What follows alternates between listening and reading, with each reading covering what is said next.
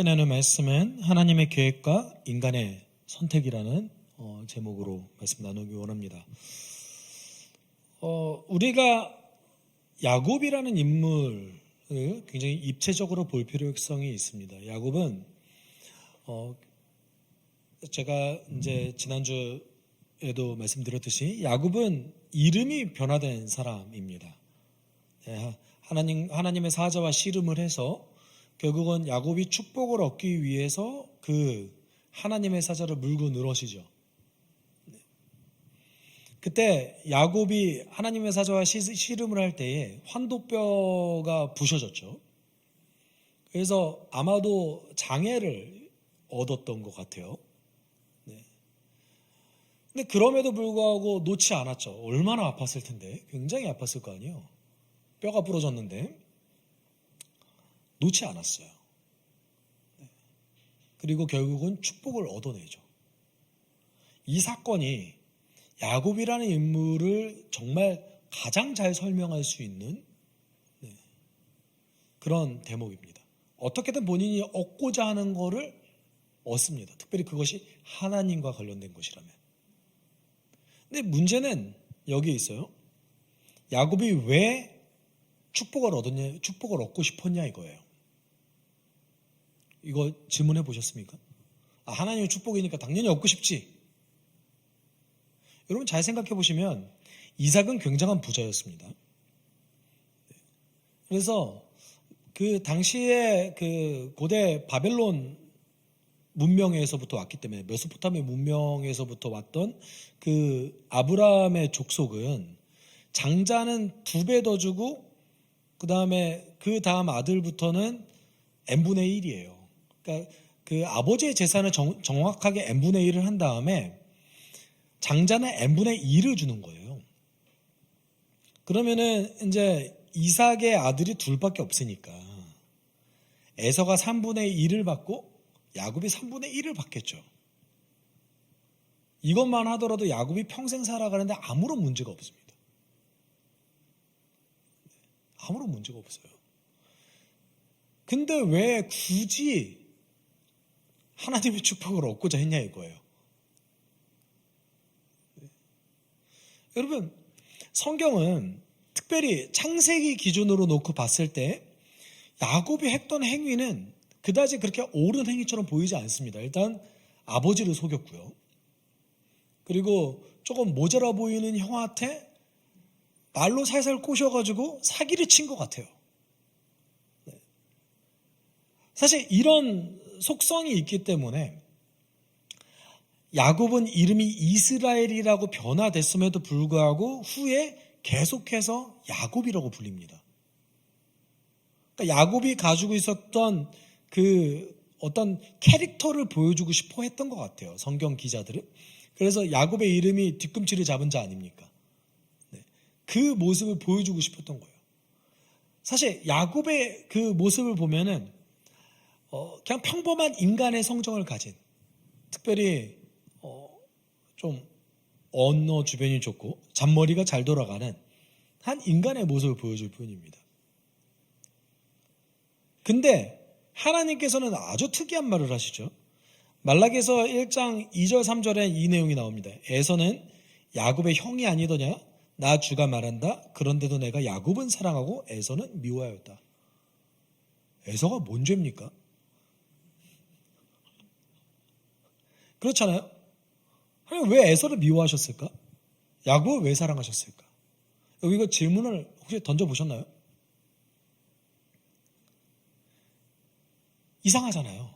그냥 가만히 있으면 야곱은 잘 살 수 있었어요.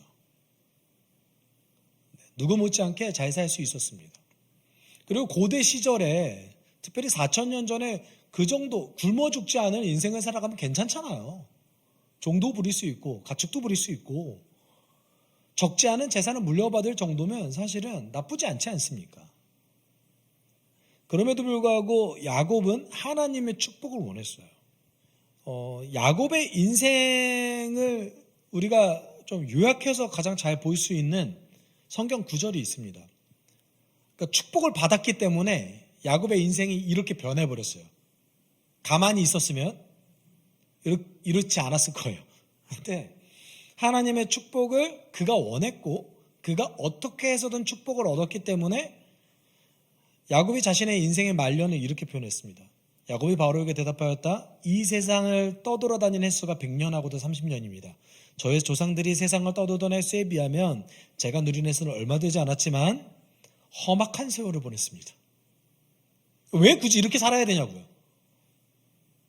평생을 나그네로 살고 평생을 어려운 도전정신이 투철했을까요? 막 남들이 가지 않는 길을 좀 가고 싶었을까요? 창세기 27장 29절에 그러면 야곱이 받은 축복이 뭐냐 놓고 봤을 때 이렇게 이삭은 야곱을 축복했습니다. 같이 읽어볼까요? 여러 민족이 너를 섬기고 백성들이 너에게 무릎을 꿇을 것이다. 너는 너의 친척들을 다스리고 너의 어머니의 자손들이 너에게 무릎을 꿇을 것이다. 너를 저주하는 사람마다 저주를 받고 너를 축복하는 사람마다 복을 받을 것이다.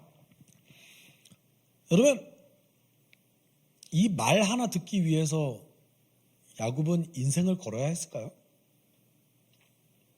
사실 우리가 야곱의 인생을 놓고 봤을 때 그는 집에서 편안하게 살았습니다. 특별히 어떤 대단한 일을 하지도 않았던 것 같아요. 어머니 말동무나 하면서 요리를 했던. 고대 시절에 집에 있으면서 이렇게 요리를 하고 있으니까 아버지가 좀 탐탁치 않게 여겼던 것 같아요. 그래서 이삭이 에서를 사랑하죠. 약간 제가 고민해 본 바로는 약간의 동족 혐오가 아닌가. 이삭도 그렇게 제가 볼 때는 그렇게 남성적인 사람이 아니었던 것 같아요. 그 이삭을 그의 아버지 아브라함과 어머니 사라가 얼마나 귀하게 여기겠어요. 이 성경 전체의 아들 중에서 이삭만큼 귀하게 자란 아들이 없습니다. 굉장히 귀하게 여겼던 것 같아요. 뭐 사냥이나 제대로 해봤겠어요? 나가다가 맹수를 만나면 어떡합니까? 엄청난 과보호 속에서 자랐을 확률이 높습니다. 그리고 이제 이삭이 두 아들을 낳았는데 자신이 보기에는 에서가 훨씬 믿음직한 거예요. 이삭도 역시 강대한 어떤 민족의 해코지를 당하지 않았습니까? 그러니까 굉장히 강력한 리더십을 가지고 있는 족장이 더 좋아 보였겠죠. 그리고 그 시대 속에서는 그게 맞는 사람 아닙니까? 에서를 사랑했습니다. 그리고 에서가 잡아온 그 고기, 그 사냥한 그 동물의 고기를 먹을 때 굉장히 기쁨을 누렸던 것 같습니다. 그리고 야곱을 보면서 어떤 생각을 했을까요? 쟤는 같이 태어났는데 동시에 태어난 애가 왜 저러지? 네. 라는 생각을 했을 것 같습니다. 네. 근데 문제는 그의 아내였던 리브가는 조금 다른 생각을 했던 것 같아요.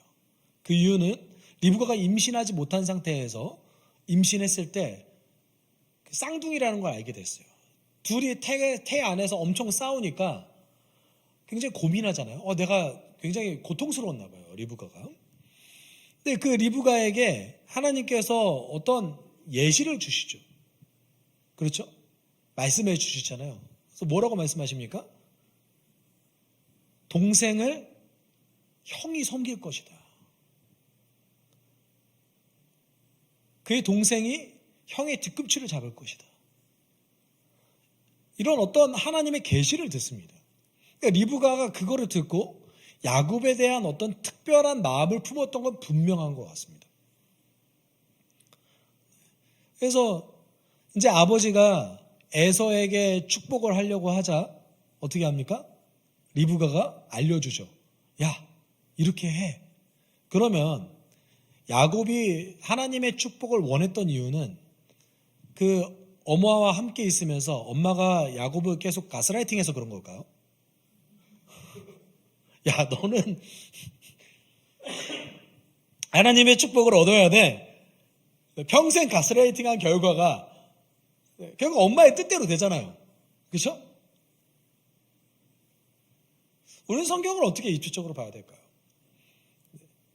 엄마가 그렇게 행동하기 전에 오늘 본문, 우리가 함께 읽은 본문을 보면 야곱은 에서의 장자권을 얻고자 했습니다. 그리고 자신의 관점에서 봤을 때에 저게 정말 너무나 대단한 건데, 야곱이 봤을 때 에서가 가지고 있었던 장자권이 너무 대단하게 보였던 것 같아요. 저게 너무나 대단한 건데 저거를 소홀하게 여기는 형이 못마땅해 보였던 것 같습니다. 그러니까 내가 이렇게 얘기하면 저 사람이 나한테 장자권을 되게 쉽게 넘겨준다고 얘기할 거라고 생각했던 것 같아요. 고작 팥죽 하나, 죽 하나에 넘겼어요. 얼만큼 에서가 자신이 가지고 있었던 그 권리를 아무렇지 않게 생각했는지를 보여준 거죠. 또는 아마도 야곱을 얕잡아 봤었기 때문에 그럴 수도 있을 것 같아요. 너 따위가 어떻게 나의 것을 뺏을 수 있겠어. 그리고 실제로 야곱이 그런 행동을 함으로 해서 에서는 야곱의 목까지 얻게 됐습니다. 에서는 아마 속으로 열받았지만 속으로 이럴 수도 있을 거다. 땡큐. 알아서 나가주는군. 이제 아버지의 몫은 다 내 거네. 라고 생각했을 수도 있습니다. 그럼 잘 보세요. 이 과정 속에서 야곱이 왜 굳이 축복을 원했냐 이거예요. 고생길이 훤합니다. 아버지의 품을 떠나야 되고요. 그리고 평생 밖에 나가서 사냥 한 번 안 해본 사람이 이제는 부모님의 품을 떠나서 타 지역으로 가야 될 입장에 처하게 됐습니다. 이 축복을 받기 위해서요.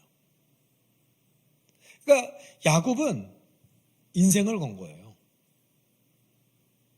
요거 말 하나 듣기 위해서. 이상하지 않으세요, 여러분?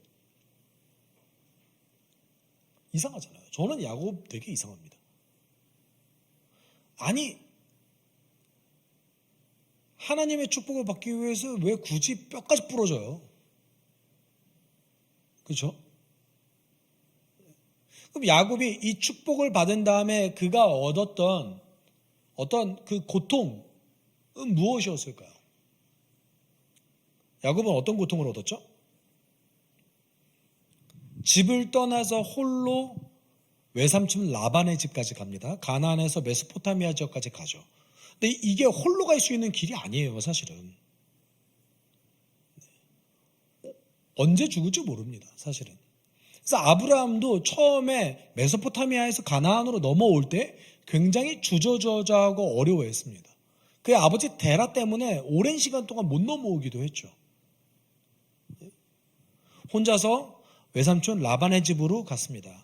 그 라반의 집으로 가는 명분은 리브가가 이렇게 얘기했죠. 가나안 족속과 야곱까지 혼인해버리면 내가 미쳐버릴지도 모르겠다. 그러니까 내가 며느리, 작은 아들 며느리만큼은 내 족속을 얻어야겠어요. 이 얘기를 했어요. 그래서 라반에게 보냈죠. 이삭이 또 그때 축복하고 보냅니다. 그렇다고 뭐 엄청 대단한 재산을 준 것도 아니고 그냥 보내요.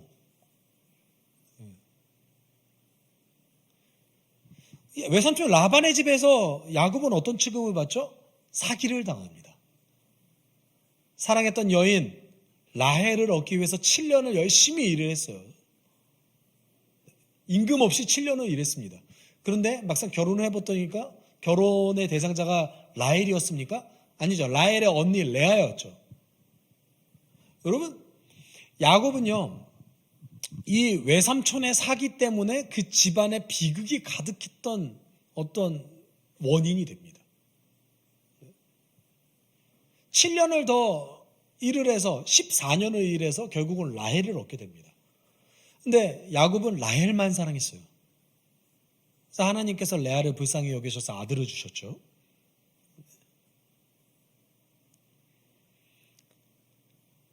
야곱의 사랑을 독차지하는 이 라헬과 아들의 복을 얻은 이 레아의 갈등 구조가 야곱의 그 온 집안에 가득하죠. 네. 사실 야곱은 그렇게 엄청 큰 잘못을 했을까요? 야곱은 라헬을 사랑했던 것뿐입니다. 정말 그 한 여인만 사랑했습니다. 그리고 라헬을 통해서 얻은 그 아들 요셉을 너무 사랑했어요. 이 편애가 비극을 낳았죠.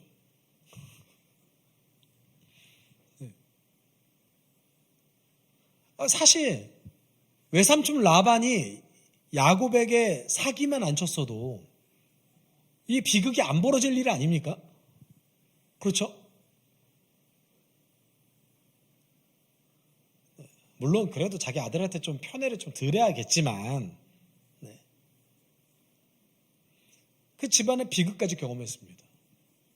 사랑하는 라헬은 베냐민을 낳다가 죽었고, 그리고 사랑하는 그 라헬의 아들 요셉은 동생들의 손에, 그 형들의 손에 죽임을 당하죠. 팔려가죠. 야곱은 죽은 줄 알죠. 야곱의 인생이 평탄하지 않았을 뿐더러 비참하죠.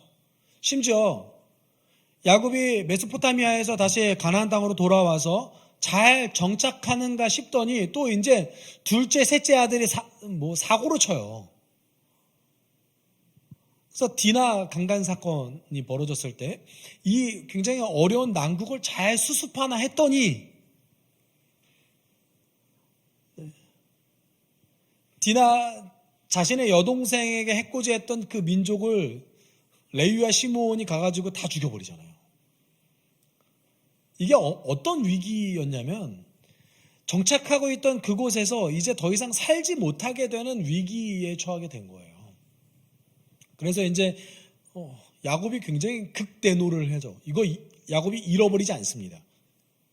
그래서 야곱이 죽을 때에 레위와 시몬에게 축복하지 않고 저주해버려요. 그걸 기억하고 있다가. 야곱의 인생이 굉장히 다사다난합니다. 여러분, 이 고통을, 이 축복을 얻기 위해서 얻은 거예요. 왜 이래야 될까요? 야곱은 정말 나그네 인생을 살았고 축복받았기 때문에 고통당했습니다. 사랑받는 아들로서 아버지의 장막에 잘 기거하고 있었음에도 불구하고 그는 그것을 포기하고 하나님의 축복을 받기를 원했습니다.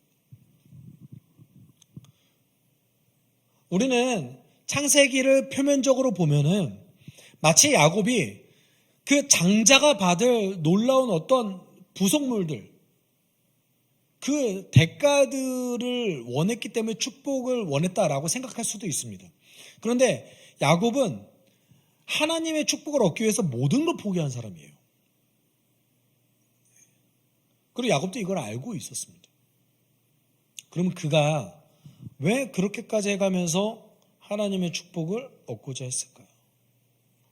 사실 저는 이것이 이제 성경에 정확하게 기록되어 있지 않습니다.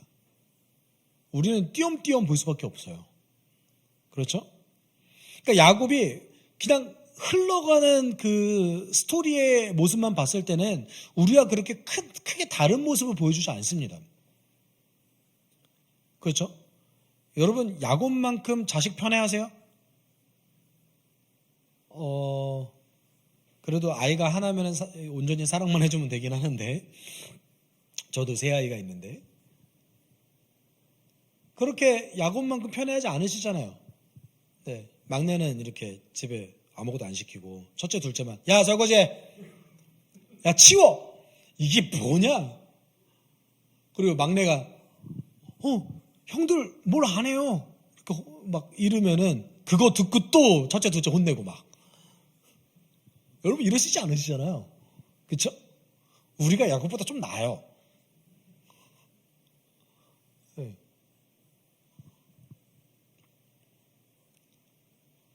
근데 그럼에도 불구하고 야곱이 다른 점이 몇 개 있는데, 그것은 뭐냐면 첫 번째는 그의 형 에서가 그 가나안 족속과 결혼한 것을 봤죠. 근데 야곱은 가나안 족속과 결혼하지 않고 가만히 있습니다.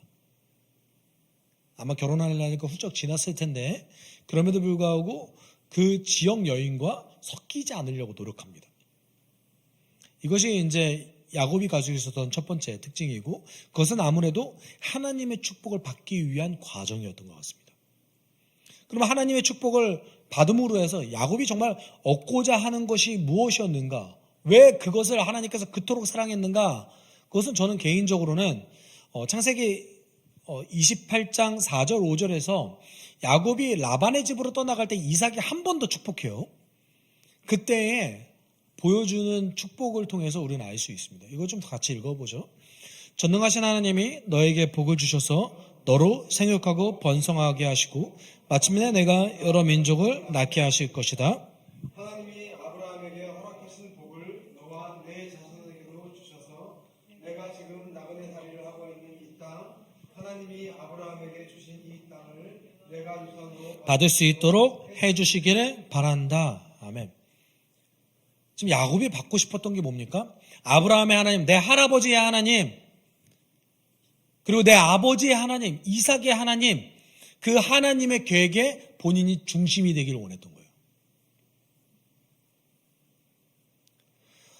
야곱이 15살 정도 될 때까지 아브라함과 함께 있었습니다. 아브라함이 아마 손자들에게 자신이 어떻게 선택받았고 어떻게 자신이 인생을 걸어왔는지를 얘기했을 겁니다. 여러분, 에서와 야곱을 아브라함이 얼마나 이뻐했겠어요. 자신의 평생에 아들도 못 볼 거라고 생각해서 손자까지 봤어요. 사실 아브라함의 인생 굉장히 복받은 인생이죠. 그 과정 가운데 자신의 인생 가운데 가장 중요한 것을 하나 전했을 텐데 그게 뭐였냐면 하나님의 부르심이었을 겁니다. 하나님이 나의 인생을 어떻게 바꾸셨는지, 내가 하나님의 약속을 얼마나 신뢰하는지를 아브라함이 얘기했을 겁니다. 그리고 그 신앙은 당연히 이삭에게도 전수됐을 것이고, 그리고 그 신앙은 에서와 야곱에게도 전수됐는데 에서는 그걸 무시했던 것뿐이에요. 야곱은 아브라함의 하나님, 이삭의 하나님이 이끄시는 그 계획의 중심의 역할을 자기가 하기를 원했어요. 나도 할아버지처럼 그렇게 부르심을 받아서 그 복을 누리기를 원하노라. 나도 아버지처럼 하나님의 그 기이한 부르심 가운데 중심에 있길 원한다. 근데 그러기 위해서 할 수 있는 유일한 방법이 뭡니까? 장자를 받아야 돼요. 야곱 입장에서 그거 외엔 답이 없어요. 야곱은 자신의 모든 걸 다 포기하고 하나님의 계획에 자신의 인생이 받쳐지길 원했어요. 뼈가 부서지는 그 아픔 속에서 하나님 축복 도대체 뭐가 필요합니까?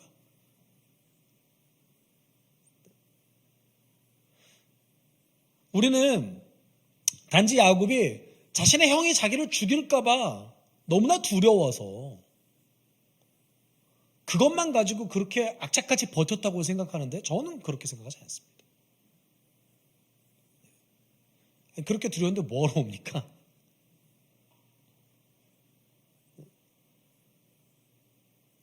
그러니까 야곱이 자신의 고향 땅 가나안 땅으로 도대체 왜 돌아왔겠어요? 메소포타미아가 훨씬 좋은 땅이에요. 그 땅을 돌아오는 이유는 하나님의 계획의 중심지가 그 땅이었기 때문에 그래요. 야곱이 시므온과 레위의 그 범죄 때문에 굉장히 극대노했던 이유는 내가 어떻게 해서 이 가나안 땅에 돌아왔는데 너희가 우리의 계획을 어떻게 이렇게 망칠 수가 있니? 나는 분노였던 것이죠. 야곱의 인생은 우리의 성정과 그렇게 다르지 않고 꾀가 많고 그렇지만 그의 모든 관심사는 뭐였냐면 하나님의 계획이 있었어요. 하나님 왜 야곱을 사랑했냐고요? 어떻게 안 사랑할 수 있어요? 그렇잖아요. 여러분, 우리가 하나님의 관점에서 야곱이라는 사람을 바라봤을 때 야곱을 사랑하지 않을 방법이 없습니다. 에서는요, 그냥 봐도 밉죠. 얘는 내가 얼마나 귀한 거를 줬는데. 여러분 생각해 보십시오. 만약에 에서가 자신의 장자권을 굉장히 귀하게 여기고 하나님이 주셨던 그 축복을 너무나 소중하게 여겼다면 야곱은 나설 수 있는 환경도 되지 않았어요. 그리고 얼마나 좋은 환경을 가지고 있습니까? 아버지의 재산도 가지고 있죠. 근데 그는 보이는 것에 현혹돼서 보이는 것만 쫓아다니던 사람이었어요. 배고프면 그 배고픈 음식이 제일 중요했고, 내가 내 정체성을 지키는 것보다 그냥 주변 민족 여인 이쁜 애 하나 만나서 아내로 취하는 게 더 중요했습니다. 야곱은 그렇게 살지 않았어요. 야곱은 자신의 인생 가운데 그 드러나는 성향이 어려움이 있고 그 안에 부족한 부분이 있다 할지라도 그의 인생의 가장 중요한 목적지는 어디였냐면 하나님의 계획이었어요. 그 하나님 계획 어디 있습니까? 아브라함에게 얘기해 주셨잖아요. 내가 이 땅을 너의 자손에게 주리라.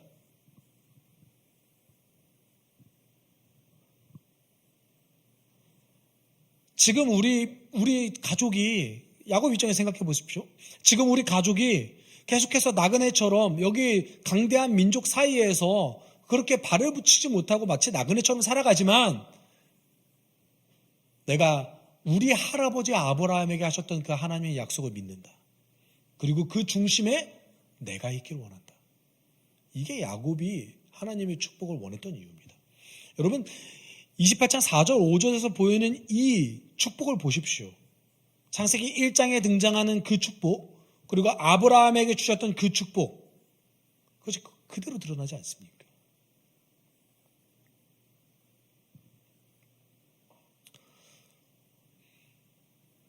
창세기는 하나님의 어떤 전체 주권보다는 마치 인간의 어떤 개인적인 선택을 좀 중요하게 좀 더 집중해서 보는 것 같아요. 그렇죠?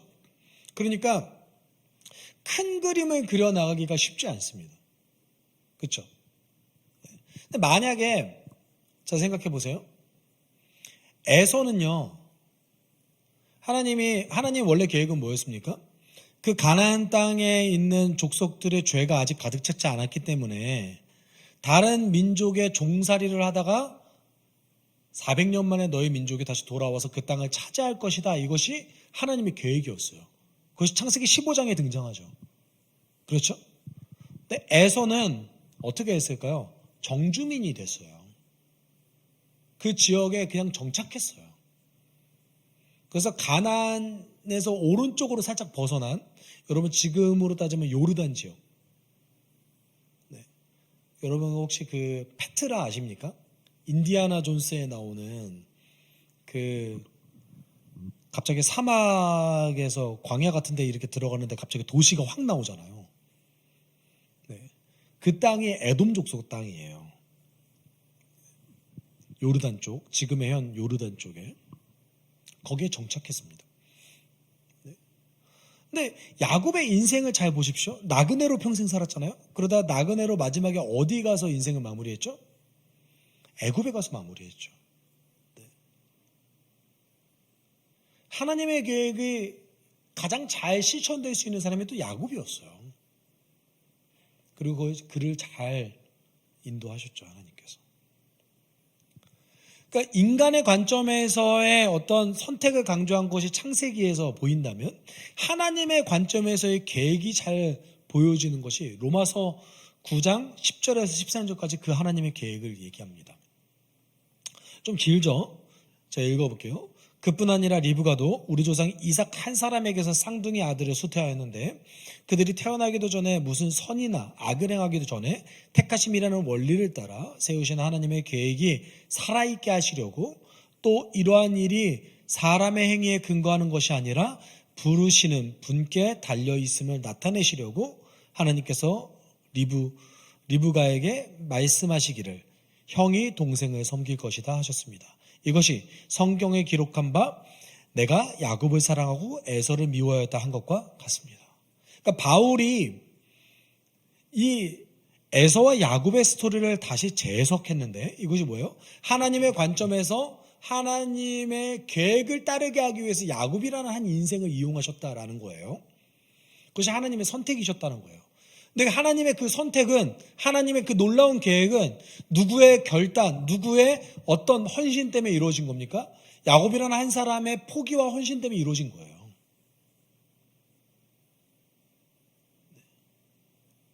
그래서 종교개혁자 카이베는 하나님 100%, 인간 100% 이렇게 얘기하는 거죠. 이것이 우리는 그냥 이렇게 표면적으로 놓고 봤을 때 마치 하나님 운명론적으로 이 사람의 인생을 결정해서 그대로 좌지우지하신 것 같잖아요. 그렇잖아요. 근데 우리는 이런 식으로 성경을 바라보는 것이 아니라 하나님이 당신의 계획이 있는데 인간이 이것을 자신의 인생을 포기하면서까지 선택하기를 기다린 거로 봐야 되는 거예요. 당신의 계획이 있으셨어요. 그리고 그 계획을 인간이 그대로 따르기를, 그것을 소중하게 여겨서 그것을 선택하기를, 눈에 보이는 자신의 이득을 위해서가 아니라 그것을 선택하기를 하나님은 인내하시고 기다리십니다. 그럼 하나님의 부르심을 거절한 자들이 있었을까요? 네, 있어요. 이스라엘 백성들이 하나님의 제사장 나라 되기를 거절했잖아요. 그래서 하나님께서 메시아 공동체를 다시 세우신 거 아닙니까? 사울이 당신의 뜻을 거절했잖아요. 삼손이 하나님의 뜻을 거절하지 않았습니까? 그래서 눈에 보이기 좋은 대로 행하지 않았습니까? 여러분, 하나님은 우리를 향한 놀라운 계획을 가지고 계십니다. 놀라운 계획을 가지고 계셔요. 근데 그 놀라운 계획을 우리가 신실하게 믿고 그것을 선택하고 결단했을 때 하나님은 일하세요. 당신의 계획의 시간표를 돌리시는 것이죠. 그랬을 때 우리 인생이 그냥 흘러가서 어느 날 태어났다가 어느 날 갑자기 어느 날 나이 들어서 죽는 것이 그것이 끝이 아니라 하나님의 그 놀라운 어떤 시간표 안에, 하나님의 놀라운 그 계획의 그 그림 안에 한 자리를 차지하게 되는 것이죠. 이것이 하나님이 우리를 쓰시는 방식이고 하나님 원하시는 방식입니다. 야곱은 거기에 가장 잘 들어맞는 사람이에요. 아브라함의 인생이 하나님의 주권이 강조되는 인생이라면 야곱도 역시 하나님의 주권이 강조되죠. 동시에 그 주권 안에서 인간의 선택이 어떤 역할을 하는가를 보여주는 것이 야곱의 인생이에요. 야곱은 분명 우리와 성정이 같습니다. 그렇지만 그의 인생에 가장 큰 우선순위가 있었는데 그것이 무엇이었습니까? 하나님의 놀라운 계획이었습니다. 자신의 할아버지에게 들었던 그 하나님의 꿈, 자신의 아버지에게 들었던 그 하나님의 꿈, 세상 모든 민족이 너를 통해서 복을 받을 것이다. 너는 복의 근원이 될 것이다. 라고 하셨던 그 하나님의 놀라운 꿈이 자신의 삶을 통해서, 자신의 선택을 통해서 이루어지길 원했던 것이죠. 여러분, 이런 사람 하나님이 살아가지 않을 방법이 없습니다.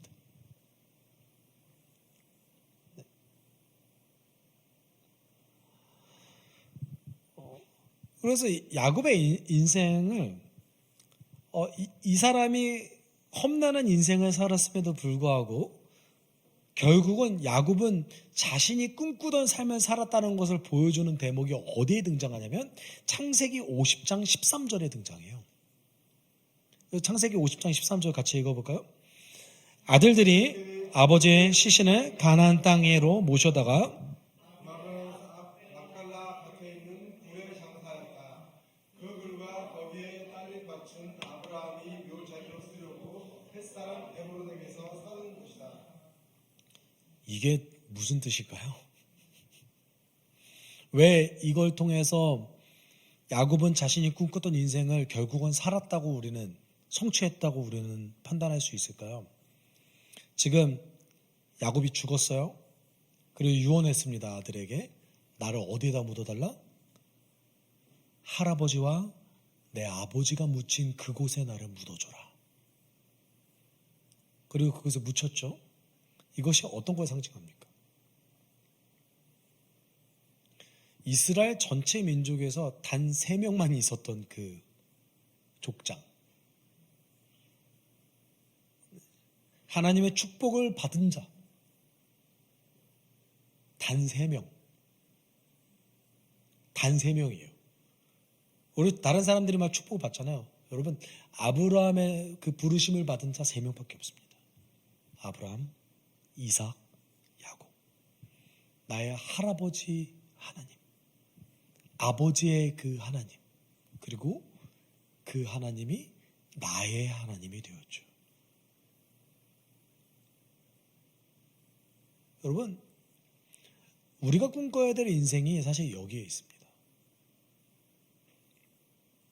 아브라함의 하나님, 이삭의 하나님, 야곱의 하나님이 나의 하나님이 되길 선택하며 살아가는 삶. 그것이 내 인생의 가장 우선순위에 있는 삶.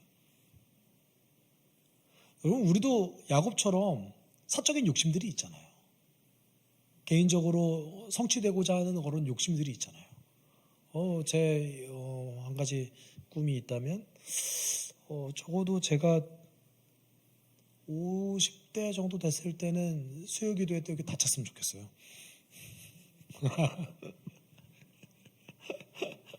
네.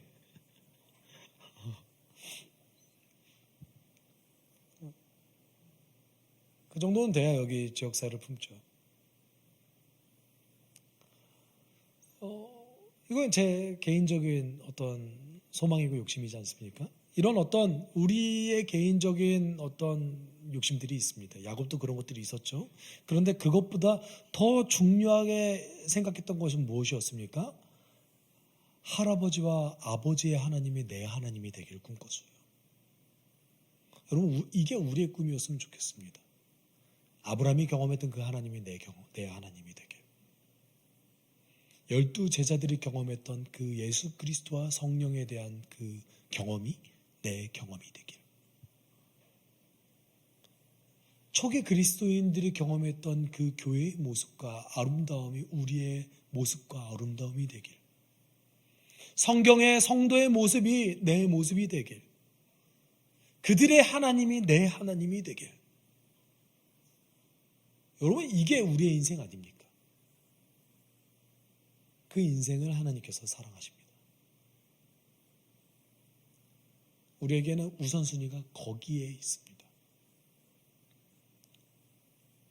우리의 우선순위를 정할 때에 너무나 정할 것들이 많이 있죠. 그런데 저는 야곱과 같은 우선순위를 여러분이 가지셨으면 좋겠습니다. 우리 같이 찬양하죠.